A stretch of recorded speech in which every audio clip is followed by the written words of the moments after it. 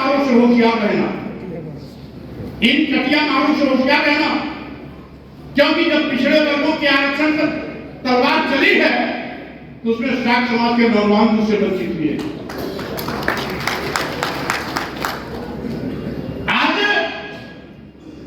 सबसे ज्यादा जनजातीय अत्याचार पिछड़े वर्गों पर हो रहा है, दलित समाज पर हो रहा है, अकलियत समाज पर हो रहा है।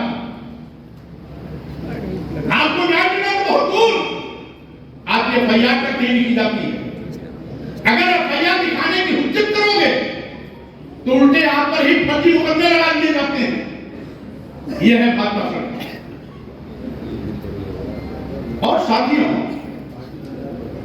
जो भारतीय जनता पार्टी अपने राम का सौदा कर सकती है वो आपको बेचने में देरी नहीं करेगी, आपका कत्लेआम करने में देरी नहीं करेगी, आपके हक पर तलवार चलने में देरी नहीं करेगी, आपके सम्मान स्वाभिमान पर पानी फेरने में कोई देरी नहीं करेगी। भारतीय जनता पार्टी वाले कितने धोखेबाज हैं, नारा देते हैं मोदी जी आए हैं राम को लाए, जैसे लगता है राम को इन्होंने पैदा किया, राम को मोदी ने पैदा किया, राम पैदा नहीं किया। मोदी जी आए तो राम पैदा हो, इससे पहले राम थे ही नहीं।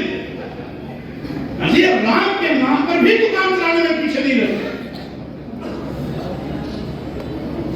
राम का भी सौदा कर लेते हैं।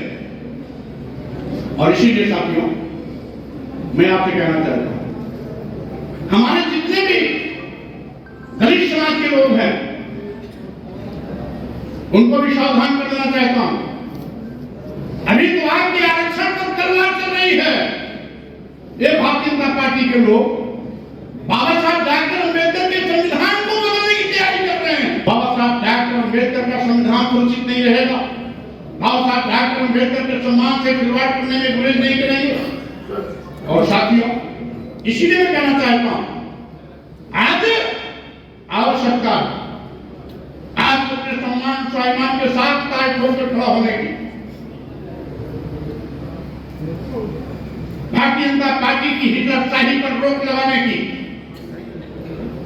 भारतीय जनता पार्टी जिस तरीके से नौजवानों, गरीबों, मजदूरों और किसानों के साथ खिलवाड़ कर रही है उस पर अंकुश लगाने की, जिस तरीके से दलितों और पिछड़ों पर बड़े पैमाने पर जनजातीय अत्याचार हो रहा है, आरक्षण को खत्म किया जा रहा है, उससे दलितों और पिछड़ों को उनका हक दिलाने के लिए भारतीय जनता पार्टी सावधान रहने की। और हम समझते हैं जब आप अपने सम्मान और स्वाभिमान को छापेंगे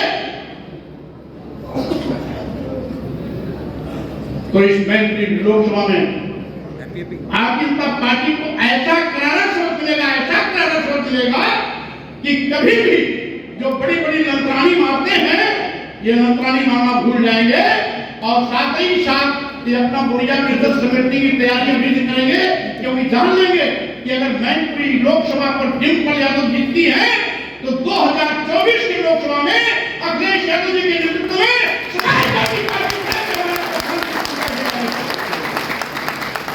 इन्हीं शब्दों के साथ में हम आप सबको बहुत बहुत धन्यवाद देते हैं और पूरा भरोसा इत्मीनान करते हैं कि जितने वोटों से आप नेताजी जिताते रहे हैं उससे 3-4 गुना ज्यादा वोटों से इतने भारी मत जिताइए डिम्पल यादव जी को कि भारतीय जनता पार्टी के प्रत्याशी की जमानत जब्त हो जाए। मीठी मीठी बात करके आपको बढ़ाने की कोशिश करेगी, सावधान रहना। और भारतीय जनता पार्टी ने बहुत सोच करके यहां पर शाक्त समाज के बीच में एक कहीं उतारा है तो शाक्त समाज के लोगों में सावधान करना चाहता है। आपने किसी मछुआरे को देखा है, जब किसी तालाब में किसी मछुआरा जाता है मछली मारने के लिए तो बड़ी मछली को पकड़ने के लिए उस कटिया में छोटी मछली को फंसा देता है, कटिया में छोटी मछली को फंसा करके तालाब में फेंक देता और उसके चक्कर में बड़ी मछली चारा समझ करके उसको आकर के पकड़ने की कोशिश करती है जिसमें वो फंस जाता है। तो जिसको कैंडिडेट उतारा है ये मात्र शाक्य समाज को फंसाने के लिए उतारा है। शाक्य समाज बचे रहना, वो कटिया में छोटी मछली आई है कैंडिडेट के रूप में, वो शाक्य समाज को गुमराह करने के लिए आया, शाक्य समाज को बांटने के लिए आया, शाक्य समाज में शेरधारी के लिए आया है। लेकिन शायद भारतीय जनता पार्टी के लोगों के नहीं मालूम है कि शाक्य समाज अपने सम्मान और स्वाभिमान के ताज ठोक चुका है। और हमें बड़ी खुशी है कि पूरे उत्तर प्रदेश में शाक्य समाज या कुटरा समाज, सैनी समाज, मौर्य समाज जो भी है हमेशा मेरे साथ खड़ा रहता है। और इस चुनावी परिषद से कि साथियों आज समाजवादी पार्टी ने केवल अखिलेश यादव जी का सम्मान नहीं मांगा, केवल उनकी प्रतिष्ठा नहीं लगी है, बल्कि स्वामी प्रसाद मौर्य की भी प्रतिष्ठा लगी है। मैं आप सबको बहुत धन्यवाद देता हूं इस विश्वास के साथ कि आप ऐतिहासिक जीत दर्ज करेंगे, डिम्पल यादव जी को भारी मत जिताएंगे, एक एक वोट साइकिल के सामने बंधवाकर समाजवादी पार्टी को जिताकर अखिलेश यादव जी के हाथों को मजबूत करेंगे और अखिलेश यादव जी के नेतृत्व को पूरे देश में ले जाने का प्रयास करेंगे। इन्हीं शब्दों के साथ में मैं आपको पुनः धन्यवाद देते हुए अपनी बात को विराम देता हूं। जय भीम, जय समाजवाद, नमो बुद्धाय।